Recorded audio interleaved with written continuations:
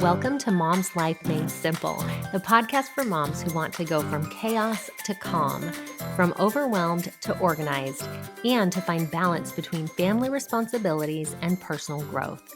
I'm your host, Chanel Nielsen. Let's make mom life simple.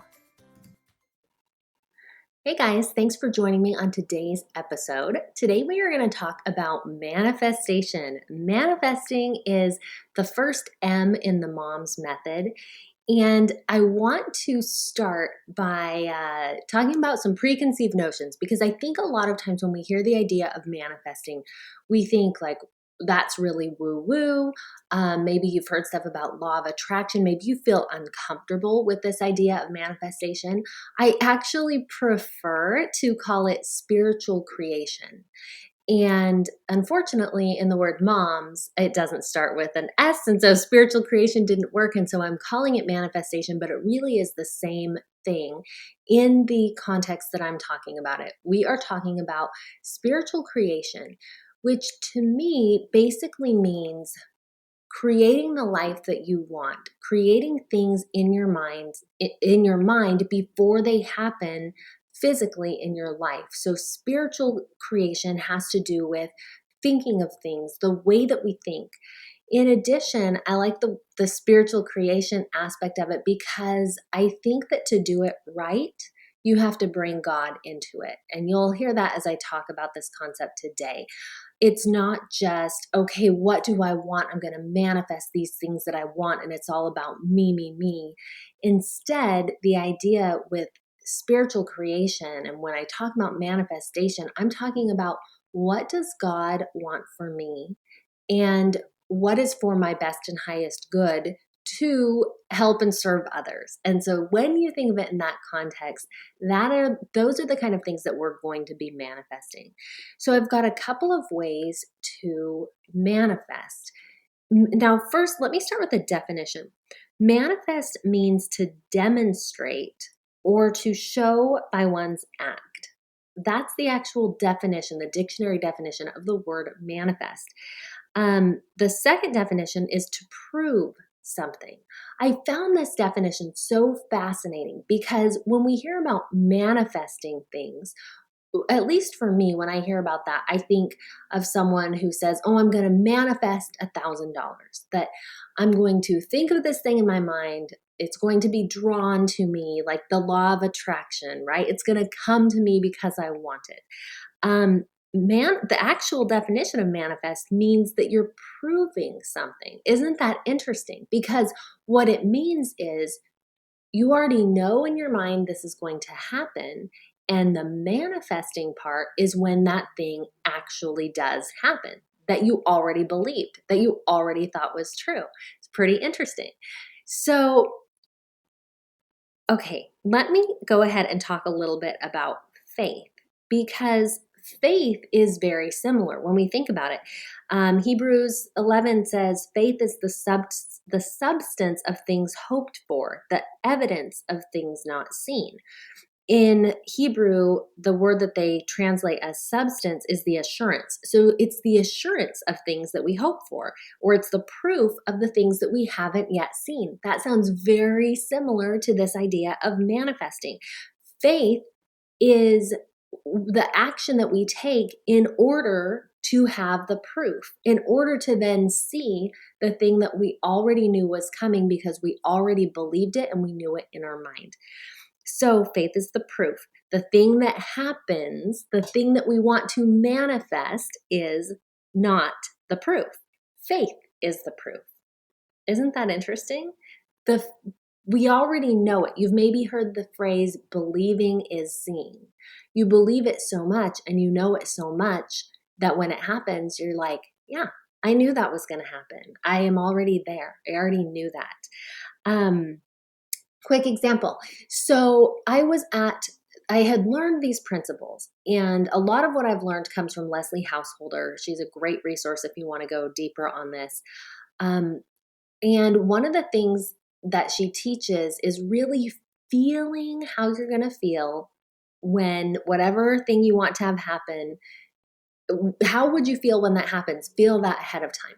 So I was at the grocery store one day, And I did all my shopping. I had my 4-year-old in tow. It was not easy. You guys are moms. You know this. When you're going through the store with your kids, it's sometimes a little bit of a challenge. Well, I got up to the cash register and a woman stopped me who worked there and she said, "Sorry, the cash registers are all down. The system is down. You can pay with cash if you have cash, but you can't pay with cards." And all I had was my debit card to pay with. I didn't have cash, so I was trying to be proactive. I'm like, "Fine, no problem. I'll leave this cart here and I'll go and get cash." And she said, "Oh, sorry, you can't do that because everyone would want to do that and that's not going to work." And so I was kind of frustrated, a little bit irritated. And then I thought, no, I know what to do. I've learned this. I've been taught. I can do this. So I thought, I am going to manifest the system working so that I can pay. And so I thought, okay, the system works. The system works. But I was inside, the feeling, the emotion that I had was all grumpy, all grumpiness. Ugh, this dumb system doesn't work and they won't even let me keep my cart here. And I wasn't feeling it. And then I thought, okay, well, if I really believed it, if I really had faith that the system was going to work, what would I do? And I knew what I would do, what we do all the time. We always have faith that the system is going to work at the grocery store, and we unload our groceries onto the conveyor belt. And so I was trying to feel this feeling, trying to manifest this into happening. And I'm unloading my groceries, and I don't know that I'm really there. I don't know that I'm quite feeling it yet.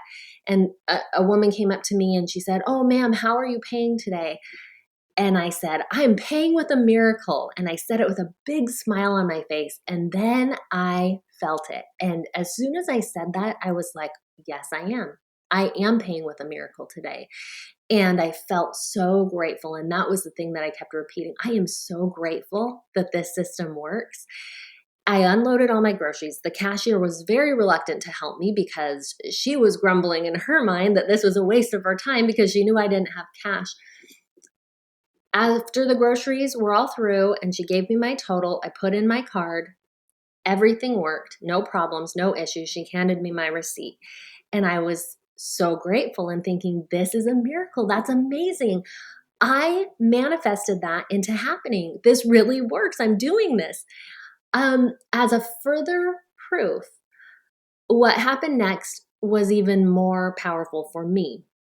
The woman after me in line had heard all this, had seen all this, and saw that my card worked. And she was excited and she unloaded her cart onto the conveyor belt and she put her card in and it didn't work.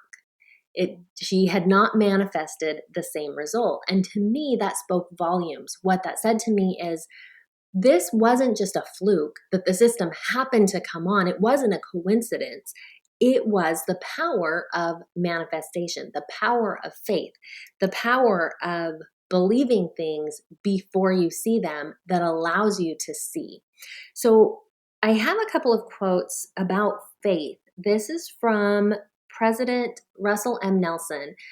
I'm a member of the Church of Jesus Christ of Latter-day Saints. He is our president and prophet. And he was speaking about faith. And he said in this talk, which is called Christ is Risen, Faith in Him Will Move Mountains. He says, faith is the conduit of divine power. So faith, that belief, brings God's power into our lives. He says everything good in life begins with faith. That's what makes it start. That is the beginning of all the good things that you want coming into your life. Faith moves mountains. We've heard this before, but in this talk, he specifically said that mountains, they aren't the mountains of rock and stone that we think of necessarily. The mountains we need to move are our personal challenges, and faith is what will do that.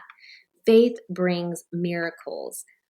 That experience in the grocery store was small, and yet it was miraculous, and it was brought about by faith. Faith is a choice. We get to choose whether or not we're going to believe. We get to decide that every single day, and it's an ongoing choice, I would add. It's not like we choose it one and done, because throughout the day, throughout our lives, things come at us that we feel a little off kilter and maybe cause us to doubt. Maybe we don't see the results of the things that we're believing yet, and it can cause us to question our faith. And so we get to decide, do I, in spite of the evidence, in spite of the fact that the system at the grocery store still isn't working, do I choose to believe it will work when I need it to? Faith enables the unlikely to accomplish the impossible. Love that one. And faith is the greatest power available. And he quotes a scripture that we're familiar with: all things are possible to them that believe. Now, I want to share two ways that you can use this power of faith, that you can use it to manifest, to see the things that you believe, to believe so much that you will then see the evidence of those things. So, number one is to feel gratitude. Gratitude is key to manifesting. So, first, feel grateful now. Feel grateful for the things that you already have in your life right now, even if they aren't exactly what you want. So, say you want to manifest more money in your life, and your family finances are very tight, and you want to be able to manifest that. But if you're constantly feeling ungrateful for what you've already been given, then it's very hard to be in the right energy and the right frame of mind to bring more into your life. And as I was thinking about this, I thought about, as a mom, making dinner for my kids. Too often than I than I care to admit, more often than I would like, I put dinner on the table and my kids go, "Ew, that we're eating that. I don't want to eat that." And they don't like it. They're not grateful for the dinner that I've given them. It doesn't make me really excited to go and make dinner for them the next night, right? I'm less excited about it when I know that they're not grateful. And yet, if there ever comes a night when I don't make dinner, they are like, "What? Where's dinner? We expected this to be on the table," even though they don't really like it. Now, I have some of my kids are a little more grateful to be served whatever it is, whatever comes on the table. And I'll tell you, I am much more likely to cater to what they want, to ask their opinion. What should I make for dinner? What do you want me to put on the menu for next week? Because I know that they're already grateful for the things that they've been given and the things that they have. I think God works with us the same way. When we're already grateful for the things that we have, He wants to give us more. He knows that we're being good stewards. He knows that we're thankful. He knows that we're appreciative. Along with feeling grateful now, we can find the good in any circumstance. There are things that it's hard to be grateful for. Um, my husband and I read the book The Gap and the Gain by Dr. Benjamin Hardy. Fantastic book if you haven't read it yet. And we had just read this book, and then we were on a trip in Utah, and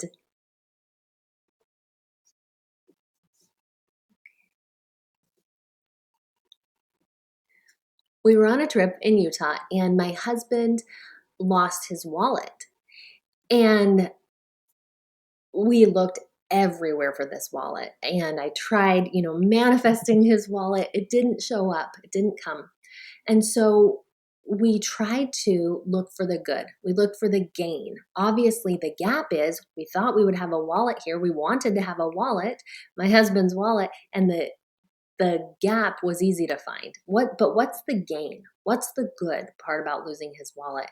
And we came up with a few things. One of which is my husband got a new phone case that had a wallet on the back, and he is loving it. And it's been so good for him. It's so much easier to just carry the one thing. And now he always has his phone, right? So it's less likely to worry about misplacing his wallet. That's just one little gain. That's one example of finding the good and feeling grateful, even in the midst of a difficult circumstance. You might think, okay, well, some circumstances are really, really hard and much bigger than that. And you're right. There are hard things that people go through. There's death, and there's sickness and illness. And yet, if you look, there are reasons to feel grateful in any circumstance. And when you find that good and you feel that gratitude, you are then in a position to bring more of that, more of the good side of that experience to you. So that was number one step to manifesting, feeling grateful now. Number two is feel grateful in the future. So, a couple examples from the scriptures that are really interesting. One is found when Lehi sends his boys back to Jerusalem. They're in the wilderness, and he sends them to Jerusalem to go and get the brass plates. And Sariah, his wife, is kind of nervous because the boys haven't come back, and she's worried, and they're in the wilderness. And she's giving Lehi a hard time. And one of the things that he says is, he's trying to reassure her, and he says, yes, we've been sent here, all these things. And he says, this is found in 1 Nephi 5:5, I have obtained a land of promise. I want you to think about that. Has he obtained, past tense, a land of promise? No, he's in the wilderness. His kids aren't even back with him. He's journeying, he's living in a tent. They don't even always have food. Things are not great for them. However, he knows that God told him that he's going to receive a land of promise, and so he sees it as done. That is an eternal principle. That is a gospel principle. That is a law of the universe. When God says something is going to be done, it will be done. Adam and Eve. Why is Eve called what does Adam call Eve? Eve, because she is the mother of all living. Even before she's had children, he sees that, he knows who she is. That is done.